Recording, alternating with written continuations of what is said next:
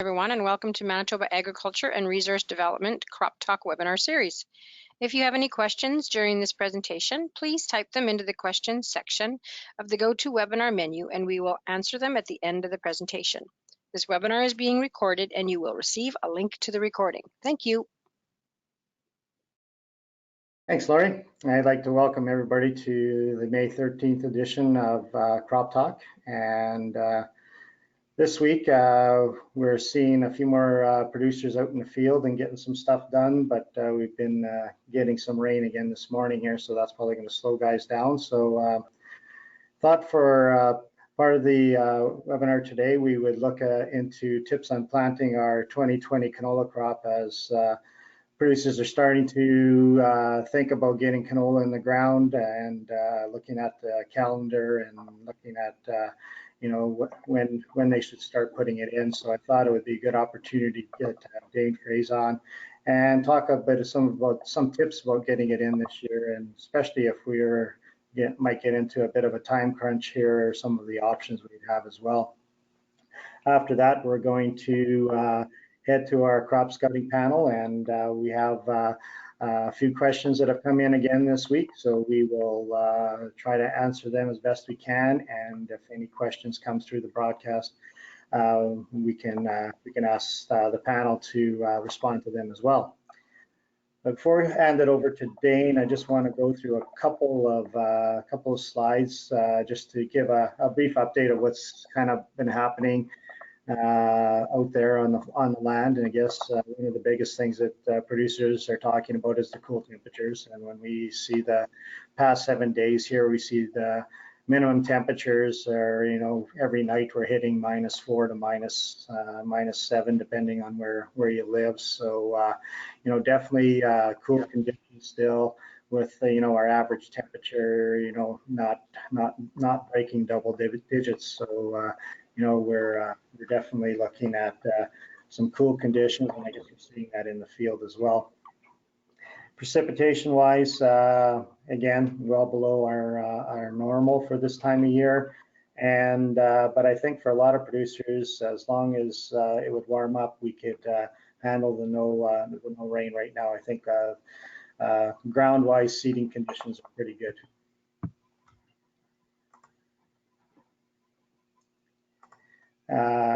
Something I just wanted to kind of compare it to last year. When we look at what our average temperatures were last year, maybe a little bit warmer, but not a lot warmer. So it's not, you know, a totally different season. And when we look at our rainfall again, compared to last year, again, we're very similar to where we were this year. So a bit of an update. This morning when I left, there was I should say, we had some snowfall last week first that stopped seeding, and then after that, we did get seeding going again. And yesterday was actually a fairly good day for a lot of producers. And when you look at our where we sit right now, we're about 9% completed for the province, and which is behind last year. Last year we had a little better April, and producers were able to get a few more acres in at that time. And I think as we look, you know, if we can get back in the field this week, we can, you know, be in that 25 to 30% for next week, which puts us still a little bit behind, but not out of the ordinary. Again, just to show you where we were last year at this time, we were about 20% complete compared to last year around, or this year right around 9%. And this is what I was getting at. We're getting some rainfall / snow showers this morning. The temperature was about +1 when I left, and the rain / snow was starting to come down. Probably gonna stop seeding for today for sure, and part of tomorrow. Basically, seeding conditions haven't changed a lot. Temperatures are the same, and we're still looking at fairly cool soil. Last week we were looking at soil temperatures in that 3 to 8 degrees Celsius, and this week not a lot have changed. You look on the side here, we're looking for May the 13th. Soil temperatures basically stay pretty much consistent, and which I guess goes with the temperature. We really haven't got a whole big increase in temperature. regarding progress out on the land. A lot of prep still happening out there. Not a lot of seeding, but a lot of getting the land ready to go. So I think once things warm up, it's going to be kind of all hands on deck with all the drills going that can be going.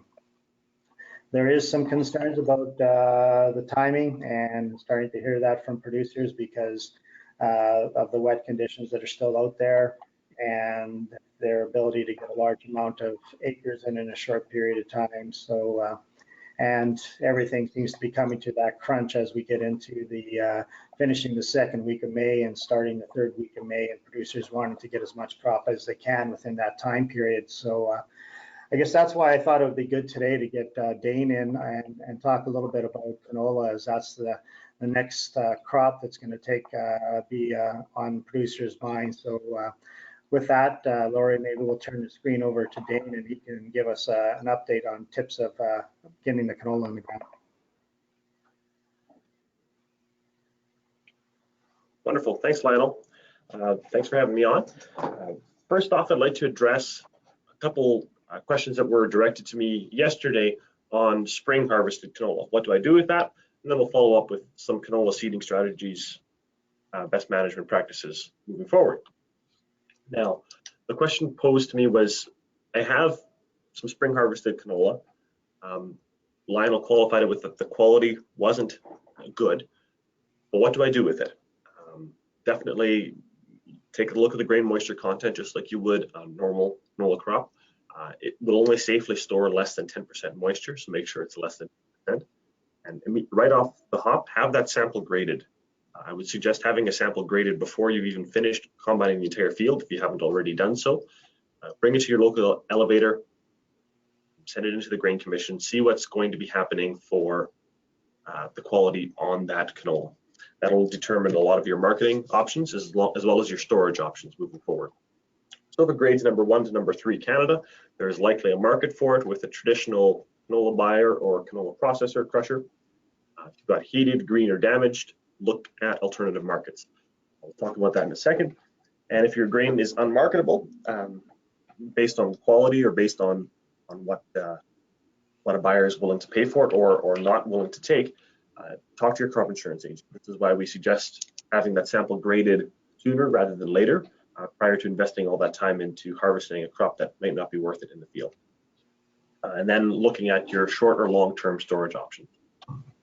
Now, molds, seed coloration, or discoloration, I should clarify, wildlife contaminants are your main concern, followed by free fatty acids. Higher FFAs cause canola oils to oxidize, meaning they become rancid, they smell like oil, shortening storage life of both the seed and the refined oil. Research done by the Canola Council in years past has shown that spring harvested canola has a much shorter shelf life and much shorter storage life than fall harvested canola. Spring harvested canola typically has about a month worth of time in storage before the free fatty acid starts to rise in that canola seed. They start to metabolize, and that seed has a higher peak FFA content. Normal A crushers will take canola between 0.5 and 1% FFA. They can take it up to 3% in some cases, but with discounts, and over 3% generally is not accepted by canola crushers. So if you do have spring harvested canola, look at moving it sooner rather than later, prior to having free fatty acids become a quality issue. Now, for off-grade canola, there is a listing published by the Canola Council at the link on your screen. Take a look at it. There are quite a number of off-grade canola buyers. Some have different parameters than others. Majority of them are located in Saskatchewan and Alberta, where off-grade canola might be more common than in Manitoba. But do check with your local traders and buyers to see what your options are, and get on the phone and maintain your social distancing and use that tool to figure out where your options might be. Now, moving on to spring seeded canola and how to get that crop in the ground for 2020.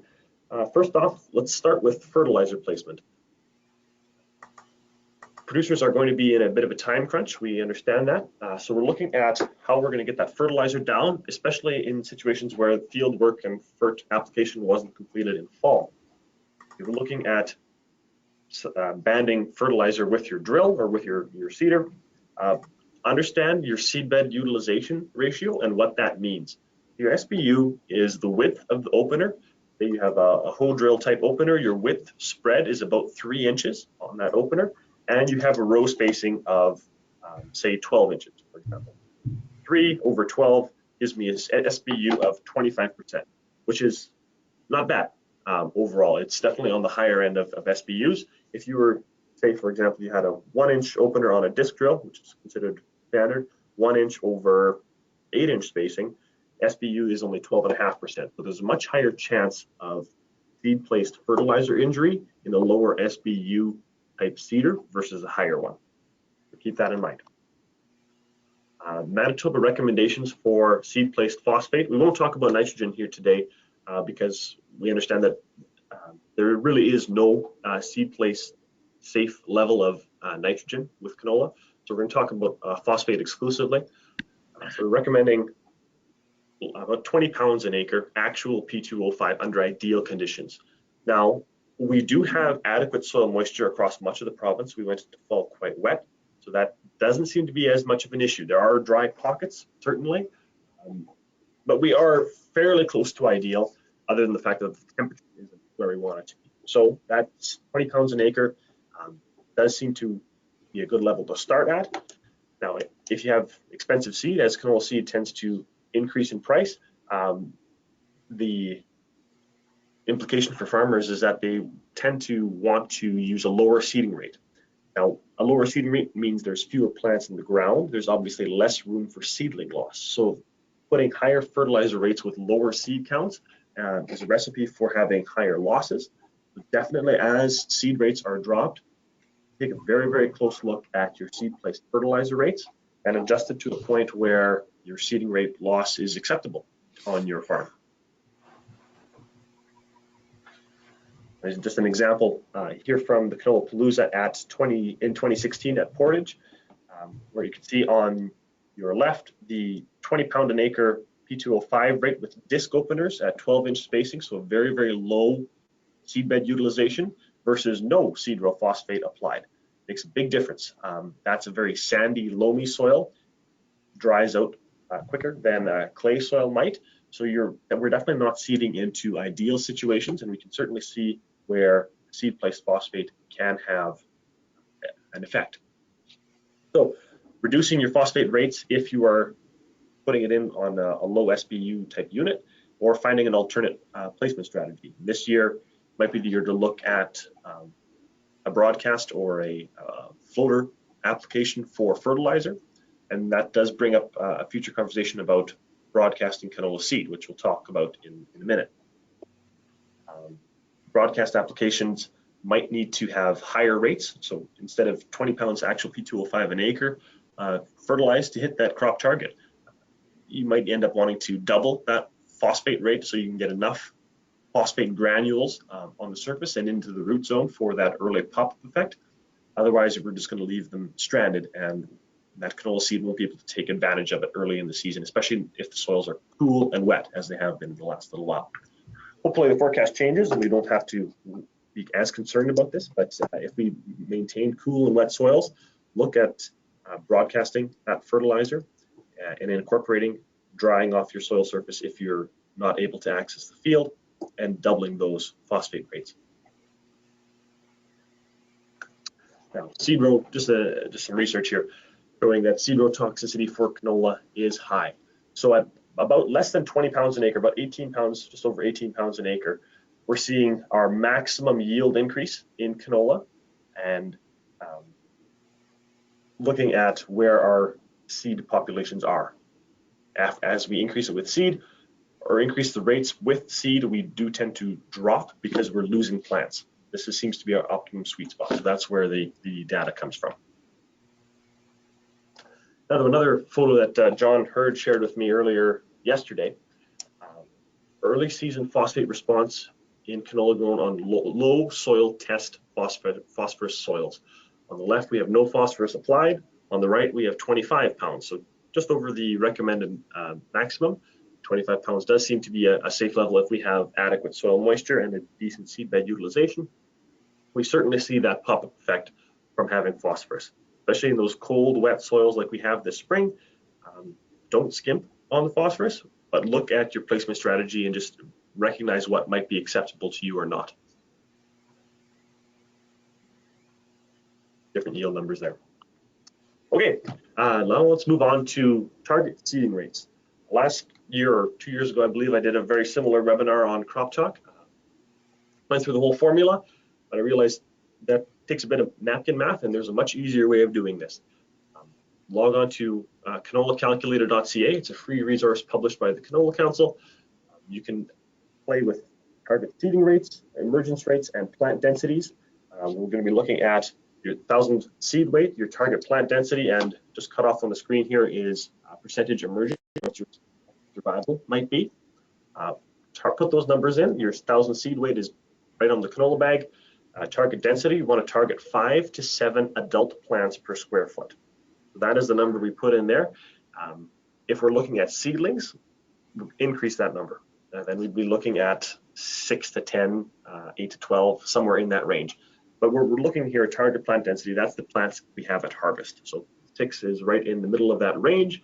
And our estimated survivability in prairie seeded canola crops ranges between 55 and 65%. There are times where that number can be slightly higher, but there are definitely occurrences where that number can be lower. So using an average survivability of 60% is the best place to start at. So based on those numbers, my 1,000 seed weight in the bag, this calculator spits out a seeding rate of 4.1 pounds an acre to feed my target plants down. Now remember, if you're putting more phosphate or more fertilizer than is recommended safe in the seed row, do adjust that emergence factor. Go from 60 down to 50% and so on, and you'll get the corresponding appropriate seeding rate from this calculator. Now with depth, we shouldn't have to be chasing moisture in 2020. There is moisture right under the surface, at least from every picture I've been seeing on Twitter. It's right there, and in some cases the machines find it a little bit hard. So there's no reason to target moisture this year. Place seed at 1/2 inch to 1¼ inches depth. 1/2 inch might be appropriate for this year, given that moisture is right under the surface. We're forecasted for some warmer weather by this coming weekend, targeted right into moisture, and we have warm soils between 5 and 10 degrees Celsius. That canola should pop out of the ground in about a week. Small seeded crops do have issues emerging from depth, so don't put them down there. And then on heavier clay soils, if we have a lot of compaction, crusting might occur if we have a rain deluge, but that doesn't seem to be in the cards right now. Now, with the time crunch potentially looming, broadcast seeding canola does become more and more of a conversation amongst farmers and at the coffee shop. We have had experience in wet years past that broadcast seeding canola does work. It can be applied on its own if the machine is capable of, or blended with fertilizer and then floated on or broadcast on. So do consider the seed application rig and what that machine is capable of doing.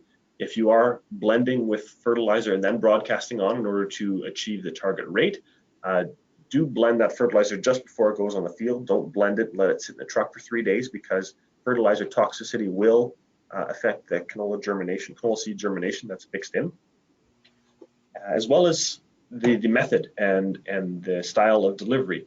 Airflow or high airflow with high volumes of fertilizer is rough on the seed, and as a result, that seed survivability or seed emergence becomes lower. So instead of a 60% seed survivability that we might use with the traditional air seeder or air hoe drill, we're looking at numbers between 35 and 55%. So accordingly, that seeding rate does need to be increased in order to take advantage of this method of seeding. Look at your field access, seeing what that field might support. Will it even support a floater to get over the field, or do we have to look at other options again? Does that field need to be dried off with a couple harrow passes first and after that floater application to make sure travel is possible, as well as covering up that seed? And in that same conversation or same breath, look at residue management. Is there a lot of trash stranded on the surface? If so, broadcasting might not be your best option, because that seed, that fertilizer, is going to get tied up in that organic residue on the surface and not incorporated, despite how many harrow passes you might use. So that would require some actual tillage, and if your ground is capable of supporting actual tillage, it would very likely support a traditional air seeder, and that would be your better option. Fertilizer strategy, I did discuss that a bit. Looking at spring seeding options, looking at your weed control options. A tillage pass might take out some of those winter annuals that are already germinated on that field, and might save you from doing a pre-emergent herbicide pass, especially if the time and weather conditions aren't allowing for such right now. Good old-fashioned iron does do a decent job of controlling some weeds as well. And then looking at insurance options, knowing what your insurance levels and coverage are for a broadcast seeded crop versus a traditionally drilled crop. So I like to treat broadcast seeding of canola as a tool of last resort. If it's possible to go on that seeder and you have enough time to get your cereal crops in, get the peas in, start with the corn, something like that, and then look at canola, definitely do favor the air drill or the air seeder over broadcast seeding. We do tend to see higher yields from traditionally drilled crops, usually 5 to 10% higher than broadcast seeding, according to Manitoba crop insurance data. And there's those survivability numbers, 35 to 45% survivability with broadcast versus 55 to 65% drilled. We did mention this earlier, but double applied phosphorus rates if broadcasting, because we're not getting that same pop-up effect by having phosphorus in the seed row. Canola will struggle to find it early on in the season, so we want to make sure we have enough there that it's able to benefit from it. And protect the nitrogen sources, especially if you're broadcasting. As the weather warms up, knock on wood that it should, and we have warm, wet soils, broadcasting nitrogen is definitely susceptible to losses unless it's immediately incorporated. So we could see real losses to volatilization at this time, if that's the case. So using products like Agritane or some sort of urease inhibitor might be a good solution if looking at broadcasts floating on canola seed and fertilizer. Now, I do want to bring this up regarding seeding date and the average yield response based on crop insurance data from 2005 to 2013. We're looking at canola, the green line on this graph. 100% yield potential is up top, and then we're looking by week. So first week of May, second, third week of May. Canola will still achieve 100% of yield potential until partway through the third week of May. So we certainly do have time on our canola crops that they are still achieving good yield potential by seeding later. So if you don't have your cereal crops or your other sunflowers, corn, faba beans, peas, those kinds of crops in, focus on those first and allow that canola to be seeded later. Even if we do push seeding past that mid-third week of May, the canola yield decline curve is the flattest of all our major crops, and we're still seeing 90% yield potential by the first week of June, and we only drop down to about 85% by the second week of June. In most areas, the canola insurance coverage date, seeding date, is between June 10th and June 20th. So there is certainly potential for a decent canola crop by seeding later. So if you're in a crunch for time, do focus on your other crops first prior to getting on canola. We know canola is capable of producing a decent crop even if seeded late in the season. You might just have to go to a shorter season variety. Now, insurability, there's a quick fact sheet on the link on your screens from Manitoba Crop Insurance. The rules, these are verbatim, I pulled it right off that sheet. The eligibility for broadcast or aerial seeded crops, that seed must be incorporated. So broadcasting seed to the surface and leaving it is not enough. That seed must be harrowed in, cultivated in, or some sort of biomechanical means on or before the associated seeding deadlines for that crop. If it's not incorporated, that crop is not eligible for insurance coverage. Crops seeded by broadcast methods must also fully establish. So you have to prove that that crop was established, achieving at least 4 plants per square foot would be my thought. Hopefully between that 5 and 7, adjusted for your seeding rate. We want to see 5 to 7 plants per square foot. After that point, it can be considered eligible for agri-insurance. For example, if you have a hail claim or you have a yield failure at the end of the year, we have to prove that there's at least enough plants there that we're able to achieve a decent yield potential earlier on. So incorporate, and it must establish, otherwise not eligible. That's all I have for canola seeding tips for 2020 so far. If you have any specific questions, Lori, you mind bringing those up, or feel free to get in touch with me at dane.fraze@gov.mb.ca. Give me a phone call in the Carbon office. I'd be happy to discuss further. Okay, Dane, I got one question that came in regarding the broadcasting. You showed a floater there, and I guess the question was regarding seeding rates. If I'm seeding with a Velmar and a Harrow bar, do I need to increase my seeding rates with that? Potentially, you potentially might have to. Generally, with a Velmar, I would say there's less seed coat damage in a machine like that if you're seeding exclusively canola seed, you're not mixing with fertilizer, because that fertilizer is extremely abrasive and is hard on that canola seed as it's moving through those air lines and air tubes, as well as you'll be needing a much higher air volume on a floater to move both fertilizer product and canola seed. With a Velmar, if you're seeding canola alone with that and a Harrow bar, generally your fan speed and your air speeds are lower, so that canola does get bounced around less and would need, and there's no fertilizer obviously to bruise it up. So do consider bumping your rates slightly, but I wouldn't say all the way. So if you're seeding normally at roughly 5 pounds an acre, hoping for 60% emergence, maybe back that number down to 50 or 55% emergence. And just take a look. If you have decent soil conditions and you're able to incorporate well, then you're off to a better start. But if you have too much residue on the surface, there's risk of stranding there too. And then you might have to increase your seeding rate in order to get simply enough seed physically into the soil in order to germinate and hit that target rate. So increase your rate slightly, but not to the same extent you would have to do with a floater. Okay, and I guess just one more question regarding residue. How much residue would, in your mind, would be too much residue where they need to be looking at some type of tillage or harrowing or something? I'm not the expert on residue cover. I know my colleague Marla is also on the call right now, and she's been doing some evaluation of residue cover or corn residue cover and seeding preparations for 2020. So she's done some measurements on levels. I wouldn't be able to give you an exact number that, for example, say 50% residue cover is too much, we have to do some tillage first. That does vary depending on crop type and region and how wet the soil is.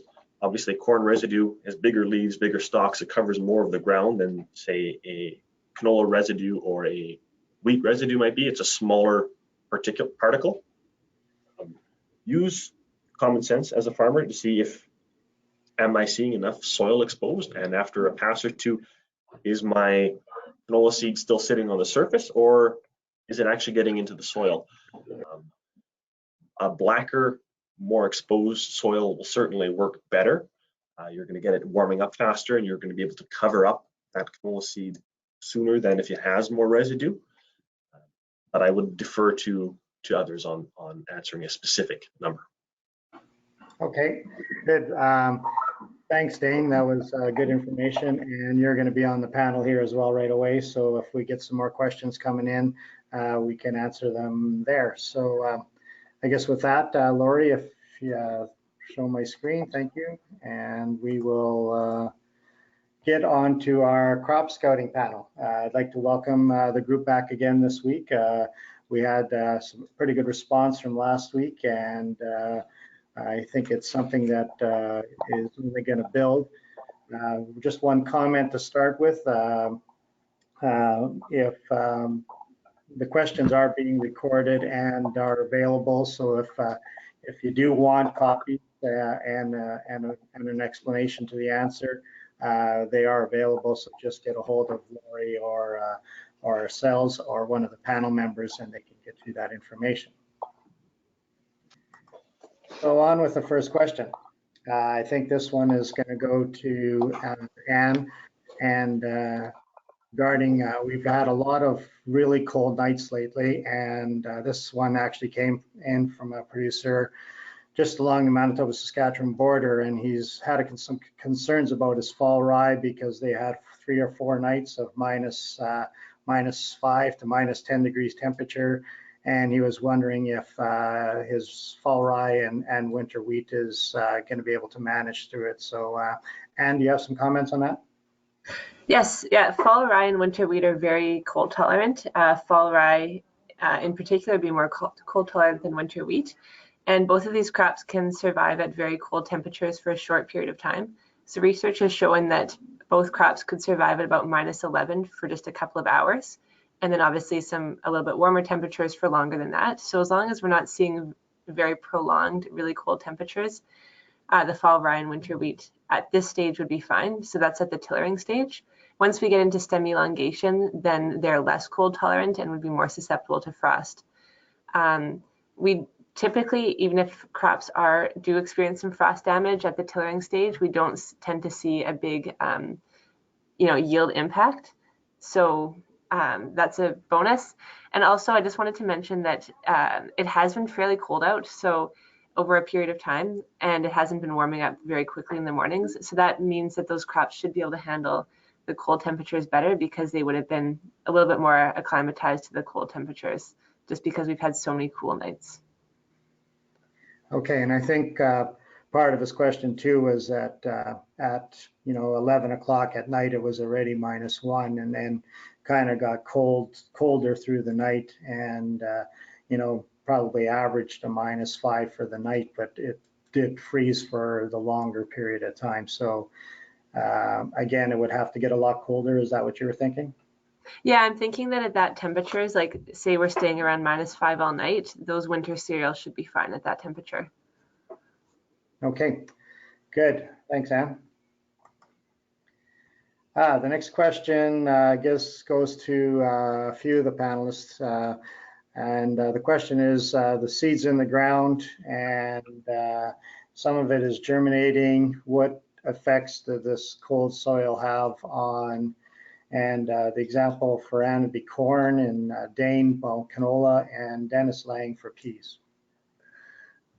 So I'll just start with for corn. So corn requires a temperature of 10 degrees Celsius for germination. So throughout the province, we probably haven't been seeing temperatures about that warm. And the thing with planting corn is that you generally want corn to emerge within 7 days of planting it. So if we're having cold temperatures, the seed will be sitting in the soil for longer. We generally say that corn requires about 90 to 120 growing degrees from planting to emergence. So that would also just be a consideration that we can plant into those cool soils, but there's more of a risk of an uneven stand, uneven germination, and then obviously some disease pressure as well. So planting into warmer soils will ensure that it pops out of the ground quicker. Hey, Dane, what do you think regarding canola? There are some eager guys that have been out there that got a few acres of canola in. So. Yeah, that's definitely the case. Canola is a fairly resilient seed. It does best when put into soils between 5 and 10 degrees Celsius. So it doesn't require the warm soils that say a corn or soybean might benefit from, but definitely not cold either. I mean, it's still a plant, still needs plus temperatures in order to grow. The earlier canola is put into the ground, the earlier that seed treatment and that seed coating is going to start wearing off, and that's definitely a concern, especially for flea beetle management. So we do have those neonicotinoid insecticides on canola seed that last about 3 weeks under decent conditions. The longer that seed sits in the ground without growing and on a cold frozen soil, that seed treatment is going to start wearing off. And as that canola pops out of the ground, that seed treatment is not going to be providing as strong or as uniform a benefit for flea beetle control, especially as striped flea beetles emerge sooner than Christopher flea beetles, and they are becoming more and more dominant in our populations of flea beetles. That is a concern. So maybe perhaps seeding canola a little later into warmer soils and getting them out of the ground more quickly and having a more vigorous stand is a better strategy to manage flea beetles rather than risking it all early on. Okay, and Dennis, I guess peas are probably the biggest one that have been planted so far throughout the province, and some of them are probably starting to germinate already. What does the cold soil temperatures do to them? Well, peas are a little different bird than the other two crops. Peas require a minimum germination of 5 degrees, and they are very frost tolerant once they do get out of the ground. So I've had a few questions over the last week, especially with that cold temperatures we had on Sunday and Monday. Should I stop planting because of the cold weather? Because they've heard about things like soybeans and imbibitional chilling injury. Peas aren't the same in that respect. So for the most part, getting the peas in, a couple of things I'd recommend at this point if you're still planting. Planting good quality seed is always important, making sure you have high germ, high vigor seed. The use of a fungicide seed treatment, especially when you're planting into these cold soils. And don't go any deeper than you need to. Peas will push from a lower depth, but you want to get them into moisture, but you don't want to be getting too deep. So I'd say, 1.5 inches to 2 inches kind of max, depending on what your soil moisture is like. And for the most part, peas should come through this in pretty good shape. Okay, thanks, guys.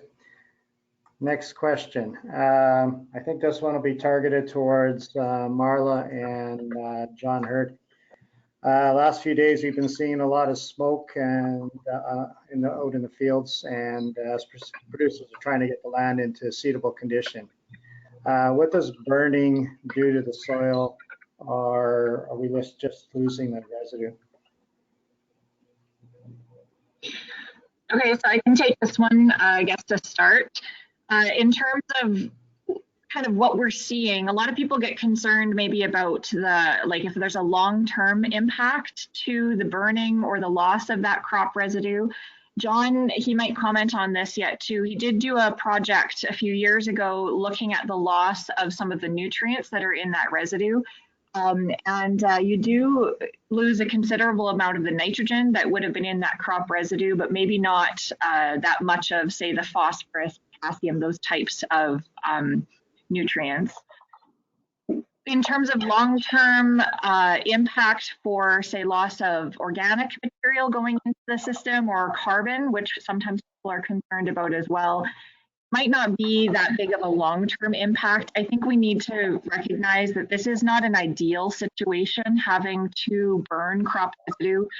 I prefer to see producers not burn residue, but given the year that we had last year and the situation that we're in right now, this is something that we are seeing a fair bit of, especially with those heavy corn residue issues.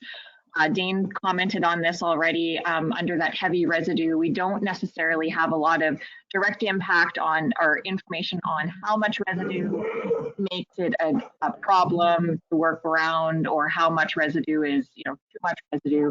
We are seeing, though, as I'm tracking a few of these heavy corn residue fields, where that residue is in place, it is generally a lot cooler and wetter under that residue. So it is going to be a lot slower for that soil to warm up and dry out for seeding. And again, some people are looking at tilling that residue if they can, but to comment back on what we discussed last week, if it's too wet to seed, it's too wet to till. And so that can be problematic as well.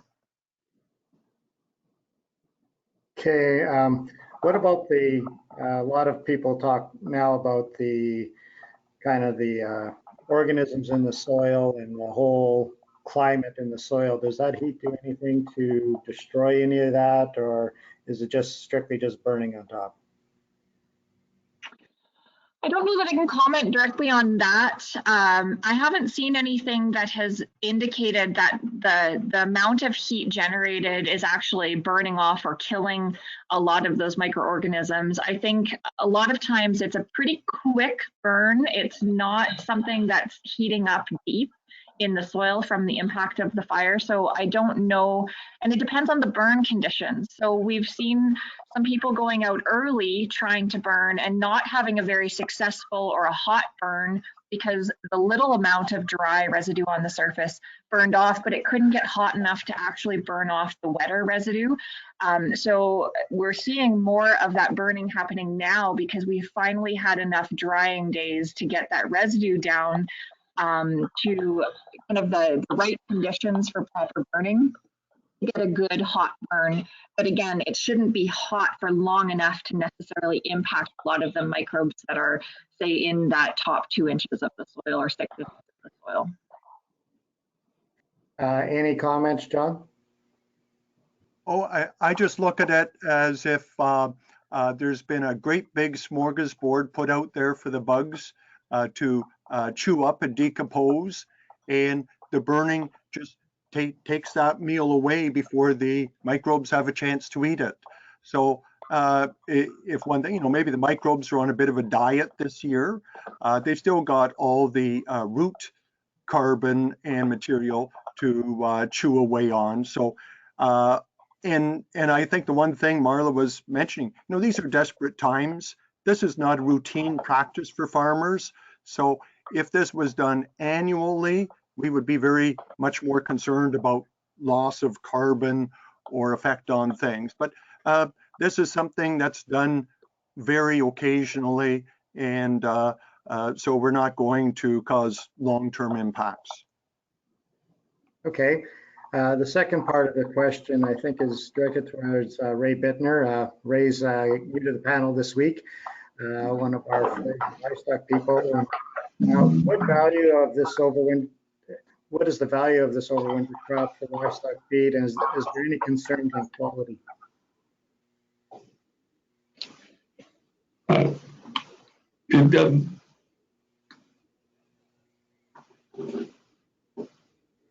Sorry, I missed that question. I was getting interrupted here. Okay, no, sorry, I'll just repeat it for you. We're talking about a crop that's overwintered and the value for livestock feed for this coming fall, and is there any concerns on the quality? Oh yeah, sure. I can't predict the future, but if there's any similarities between 2020 and 2019, the demand for anything that's rolled up in a bale, it will be there this fall. There's next to zero carryover of forage coming out of this winter. A lot of crop producers don't think of it, that beef producers have the technology, but if you take a baled wheat bale or something like that that has a few bushels of wheat in it and some straw, and it doesn't go moldy over the summer, in fall those producers will be able to bale grind that stuff, feed it at a few pounds a day to the cows, and I wouldn't doubt a good wheat bale that isn't moldy in fall could be worth 40, 50 bucks. Certainly in my part of the world in the North Interlake, it certainly would be worth that, providing some massive hay cut doesn't come. So yeah, it's worth it. If it's very moldy, all bets are off. But if it's relatively dry, combinable, putting it through the baler might be the best profitable thing you can do. Okay, thanks, Ray. Okay, Ray, next question will be for you as well. Regarding pasture management, graze last fall till the end of September, not much happening this spring. Is there a time when I should be considering putting those cattle out on the pasture, and is there anything I can do to improve the situation? Well, I thought about this question a little bit, and what I did is I looked around the province for temperatures, and as you were mentioning earlier in the broadcast, everybody's had -3 to -7. I've even heard of some -10s. So the recommendations are basically broad across the whole province. Now is not the time to graze, even if you are running out of feed, run out of feed. If you start grazing now or very soon with this snow growth situation, you're going to starve your plants. And the reason I say that is if you defoliate the plants, take their leaves off with a cow, you're going to set yourself back. The plants cannot feed themselves if they don't have any access to sunlight, and grazing now is a bad choice. If you're talking about native pastures, the old rule is you need three real leaves on the native grasses, but the reality is if you don't have enough for the cows to eat, they'll defoliate those leaves so quickly that the pastures won't come back. So it could be the most expensive thing to buy feed right now, but it's extremely expensive to starve your cows and then starve your plants so that they don't come back all summer. So one day taken away now in spring will lead to 2 days or 3 days of shortage in fall. So yeah, don't graze yet. Okay, and then quick follow-up to that one would be, you see a lot of guys letting cows out in pasture and supplemental feeding. Does that work, or do they graze till there's nothing there and then they come and eat the hay? It does work to a degree. What I call that is sacrifice pasture. You're doing a very nasty thing to hopefully a very small area of pasture. And the reasons you do it is to get those cows away from the yard, out of the regular manure and parasites that exist around the yard. The cows are a little bit more free. They're not in their own feces kind of thing. I think that's the biggest issue.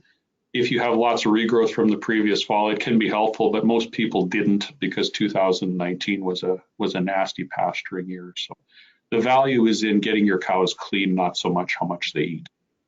Okay, thanks, Ray. Tammy Jones, I think we're gonna turn the screen over to her, but with these cold temperatures, some people have even been talking about not needing a burn off because they think the frost is taking care of the weeds. So I thought Tammy could take a stab at this question, and I think we need to see your screen. Okay, let's, Lori, can you fix that? I think I just clicked somewhere I wasn't supposed to. We can see your screen, Tammy. Just bring your presentation up. Yep. Excellent. Can you just reshare with me again so that I can select the right screen, unfortunately? But in the meantime, I just wanted to echo something that Anne was saying about the cold tolerance of, oh, here we go. I want to show that screen. There we go. How's that? Perfect. So when we're talking about fall rye or winter wheat, some of the same things can apply to winter annuals and perennials in that they're fairly cold tolerant. So they're still growing out there, just like that fall rye and winter wheat is doing okay. I mentioned this last year, but with spring herbicide applications, studies that Harker and O'Donovan did, the yield effect of one weed emerging a week before the crop is equivalent to that of about 100 weeds emerging 3 weeks after the crop, just because of the competitive ability of that early emerging weed. So that pre-seed burn or a tillage operation, if that's what you need to do, those things are really helpful in making sure that you get your crop off to an optimum start. The best results are always with small weeds. And the question that then comes is, so what is too cold? When do you kill them off? All that kind of thing. Well, for winter annuals and perennials, you probably need to get down to -10 because they've been acclimated, just like that winter wheat and fall rye. They can kind of handle those cold temperatures fairly well. And so it would have to get down to -10 for quite a while. And snow is an insulator. So when we did get snow, that wasn't probably getting you very much frost onto those weeds to kill them. So I have 2 pictures on here, and if I take my little red pointer, let's see if I can make that even work. Here we go. The stinkweed up here, certainly more than 40% of that leaf area is still green and ready to go, ready to take up herbicides. So that would be fine. The shepherd's purse, a little more challenging to control just because there's been more tissue damage to it in this particular picture, but that's sort of what you need to think about is how much tissue damage has there been and do you need to allow for new growth before applying the herbicides.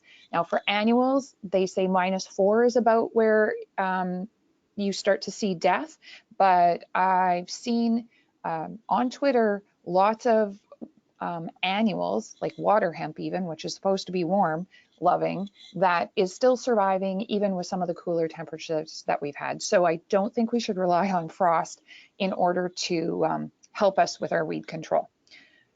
Now, how long do we need to wait if we are waiting after we've had one of those frosts? One of the things to consider is just, is it warm and sunny? That's going to get you better growing conditions. You're going to see sugars moving throughout the plants better. You're going to have more uptake. And so cool and cloudy is bad, warm and sunny is better. The early weed control is important, even with the lower efficacy, and I can't estimate what that lower efficacy is going to be. It really does depend on growing conditions and a bunch of other factors, what rates you're using. I mentioned last week, don't cut your rates. In fact, if you're looking at it, make sure that you've got good water quality, lots of water volume, good surfactants, and lots of herbicide in the tank to make sure that you're getting the best control following the herbicide labels. But if there is no biological activity, there's not going to be any herbicide activity. So in this picture here, we're now looking at probably white cockle. I have a little bit of a hard time because I didn't zoom in as close as I needed to. One of the challenges is the residue around it, but also the fact that it's fairly low. You're not going to get a lot of herbicide onto it. I would want to wait a little bit longer from a herbicide activity standpoint, but from a growth stage standpoint, that weed is ready to be controlled now. So when it comes to systemic herbicides, you're trying to wait until you have at least 8 degrees Celsius for 2 hours in 2 days. And for contact herbicides, because you need to get that burn to be really good, then you need to have almost double digits, so 10 degrees or better. And so here's a summary that I've shown before. If overnight temperatures were just at 0, then you can spray that next day as long as you get to +5 and it continues to keep rising. If it got down to -2 and even down to -5, you probably need to wait until you're at that 8 degrees and rising for a minimum of 2 to 4 hours. If it's colder, you need to wait for a couple of days and try to have overnight lows that aren't below 0. And I had a couple of other things that I just wanted to touch on. I know with burning that residue, there are some chemistries. Edge is one that comes to mind where it ties up with ash. So if you're burning, then you do not want to be relying on edge for weed control. Anne mentioned 120 growing degree days from the time of corn planting to emergence. Kochia only needs 50 growing degree days. So even if your corn is completely clean when you plant it, that kochia is going to get a head start on your corn. So some kind of a residual soil active type of herbicide might help a whole pile more. And the other thing, lots of people think burning, I'm going to kill weed seeds. That does help with something like kochia maybe, which has a fairly papery seed. But if you look at wild oats or red root pigweed or some of the other ones that are out there, burning doesn't get hot enough for long enough to destroy those weed seeds. So it's not having a super positive impact there. And just a reminder that the weed seedling identification guide is online. And that's the end for me. Thanks, Tammy.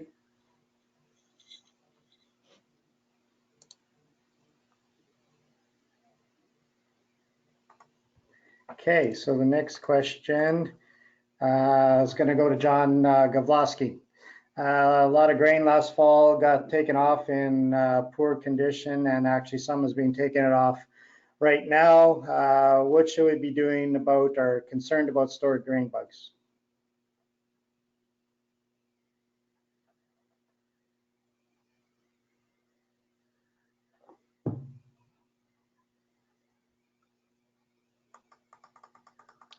I think we might be having some challenges with John's audio at the moment. If we want to go to the next one, Lionel. Sure. Actually, the next one came in. What is the question here? Okay, what is the best and handiest thermometer for spot testing soil temperatures? And I guess this could go to all the panel members. Do they have a preferred thermometer they use for doing soil temperatures?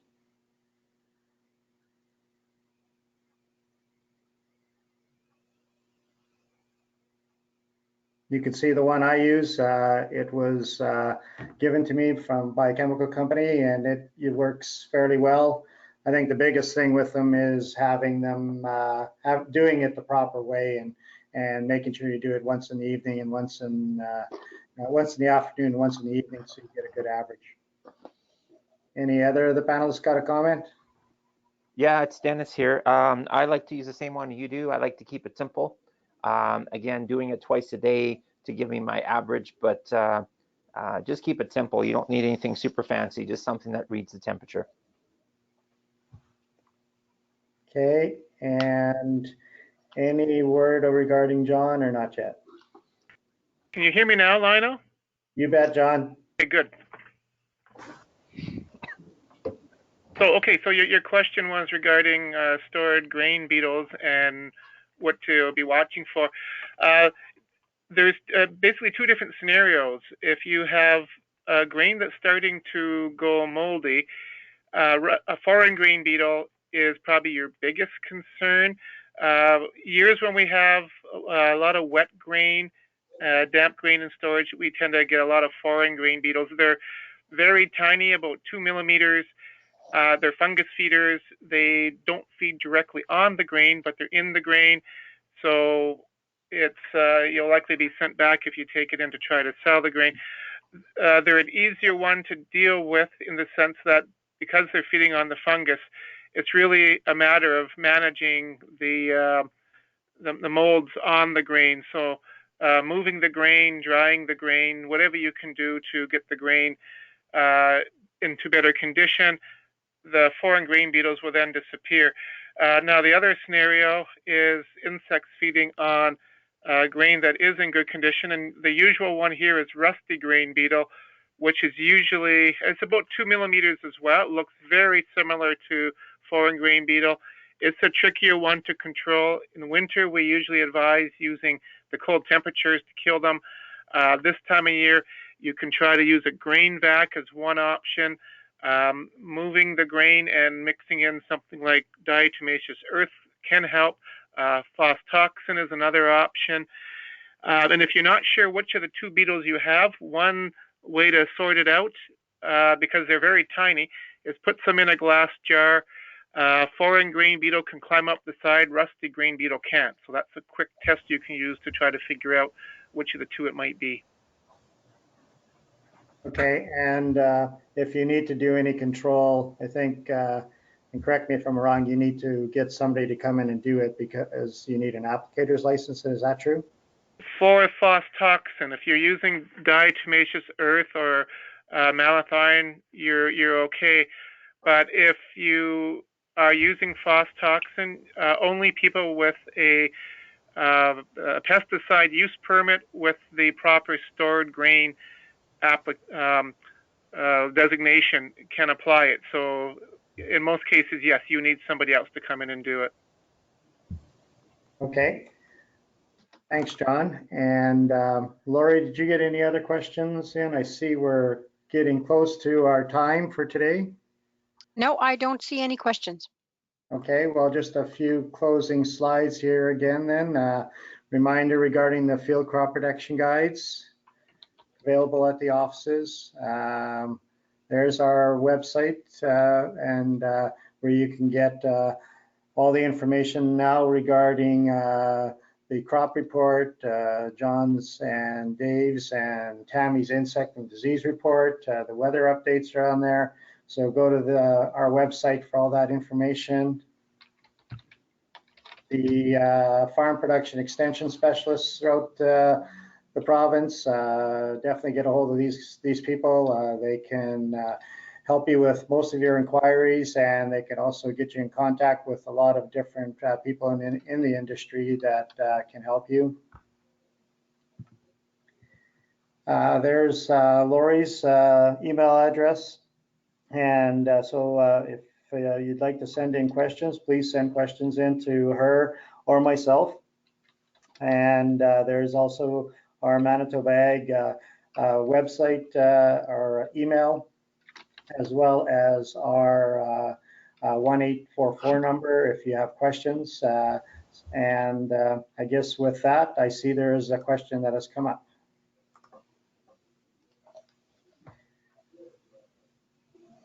Any advice on seeding large canola seed this year? Many companies have high 1,000 kernel weights this year. Dane, what do you think of that one? Okay, well, it's great that you're getting large seed. I actually haven't seen any large seed. I've seen only small stuff. so that's news to me. If you have large seed, simply adjust for the 1,000 kernel weight when seeding. The aim with canola is targeting 5 to 7 adult plants per square foot. So however much weight it takes to get 5 to 7 plants per square foot, on large seeded size, you're going to have to perhaps look at a few extra bags to get that canola rate down. If you're looking at the Invigor brand specifically, they have changed their bag size and bag labeling so that all the seed falls within a certain range, and there's always the same number of seeds per bag. So each bag from the Invigor brand should do the same amount, whether it's 4.1 thousand kernel weight or a 5.6, for example. Each bag does the same. If it's another brand, then they're still the traditional method where it's so and so many kilograms or so and so many pounds, 50 pounds in a bag, and you would need a few extra bags. So take those numbers, go to that canolacalculator.ca website, punch in your seeding rate or your seed size, and it'll spit out the number that you need to seed at. Don't skimp on seed just because the seed is larger. You might get a slightly better germination percentage because it's a little bit bigger, but overall we still want to target a certain number of plants per square foot. That's the end goal. Hey, thanks, Dane. Another question that came in is concerns regarding surface end losses over the last few days and with the different temperatures out there. So I think we'll throw this one at John Hurt. Okay, yes, and I think last week we had this question too about nitrogen we put on the surface. Is it getting to the winter wheat or the rye? And I think with your snow and a bit of the rain that we've had or expecting here, that's going to take it into the soil. It's, as far as this rainfall, it's kind of the minimum amount we need to put it in the soil and reduce volatilization losses. There we like to have 1/4 to 4/10 of an inch. So hopefully we get that, but the risk will be in future broadcaster surface nitrogen. If we're putting nitrogen on a moist soil surface, and if the temperatures are as warm as they're expecting the weekend and the next week, we should probably make sure that we have protection, like consider a urease inhibitor. Dane mentioned this in his talk, so that was good. That it's the next few days until we get our next rain that we're kind of vulnerable to volatilization losses. Okay, good. Thanks, John.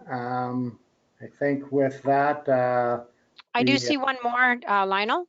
Okay, I don't see it there. Okay, it's okay. There was a question about when to switch to shorter season corn hybrids. Would that go to Anne? Sure. Yep. Yeah, this was a question that's just recently come up with the cold soil temperatures. So this week is probably the time to consider switching. So if farmers can get that corn in the ground this week with warmish soil temperatures and they think it'll come up within 7 days, then it's fine to stick with those longer season hybrids. But if we can't get it in this week or the beginning of next week, then it's time to start thinking about switching to something shorter season. Does that have the same, or is that the same for the silage corn varieties as well? Yeah, that's a good, I would expect that it would be about the same for the silage corn varieties. Okay. Yeah, and looking at the Manitoba Corn Committee data, we do see, some really good yield potentials with some of those shorter season varieties. So we might not see a big, yield difference between those longer season and shorter seasons. And yeah, if it stays cold, then it would be time to start thinking about that. Okay, great. Thanks, Anne. And with that, I'd like to once again thank the panel and Dane for being presenting today. Again, a lot of really good questions, and again, something that I feel is working very well. So again, I'd like to welcome everybody back for next week on May the 20th. And if there's no more questions, Laurie, we will end it today.